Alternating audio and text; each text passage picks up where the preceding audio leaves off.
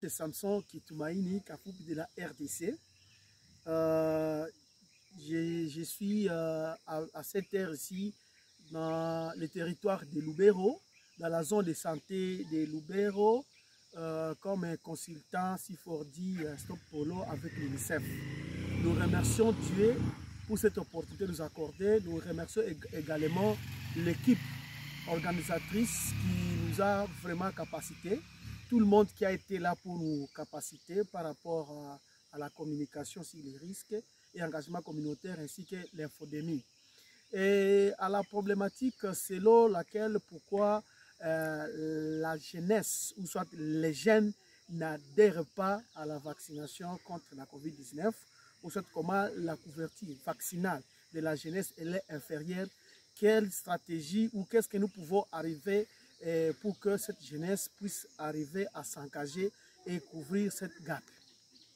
Vous savez que la RDC, c'est un pays qui se trouve dans l'Afrique centrale. Un pays qui continue toujours à enregistrer plusieurs maladies potentielles épidémiques. Ce que nous enregistrons de plus en plus toujours des épidémies qui continuent toujours à ravager la population. Voilà, aujourd'hui nous sommes maintenant dans la vaccination de NVPO-D. Et cette problématique continue toujours. C'est que tous les enfants ne sont pas immunisés, raison pour laquelle on enregistre. Maintenant, qu'est-ce que nous allons faire pour arriver à faire adhérer la jeunesse et pour couvrir cette gap par rapport à la vaccination contre la Covid? C'est aller vers cette jeunesse. Et quand nous allons vers eux, c'est dans l'optique de changer leur manière de voir, la perception. Au lieu que nous voyons 6 et voir 9, ils doivent voir aussi 9 comme nous. C'est qu'ils doivent venir vers nous et voir comme nous. Et là, c'est à partir de toiletter les mésinformations qui envahissent leur tête et l'infodémie. C'est que toiletter certaines rumeurs qui circulent autour de cette vaccination. Et comment y arriver? C'est à travers les focus groups et les forums de jeunes où on va les écouter, et le dialogue, le causerie éducative.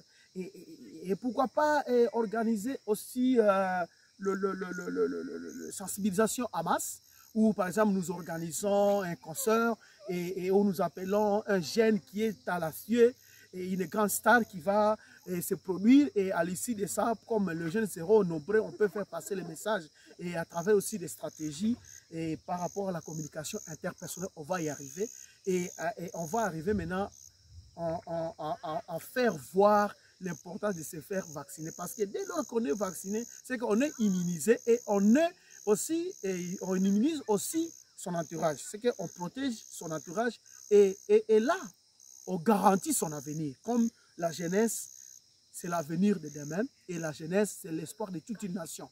Dès lors que la jeunesse continue à ne pas s'engager pour être immunisée, c'est qu'il y a un danger. Demain après demain, la nation peut disparaître. Et c'est à travers maintenant les différentes stratégies que je venais d'épingler si haut que nous allons y arriver. C'est qu'à travers la leçon apprise, à travers tout ce que nous avions appris, c'est que nous sommes maintenant outillés et nous sommes à mesure d'aller et arriver à couvrir cette gap et augmenter la couverture vaccinale contre la COVID-19 dans la couche de la jeunesse. J'ai dit et je vous remercie.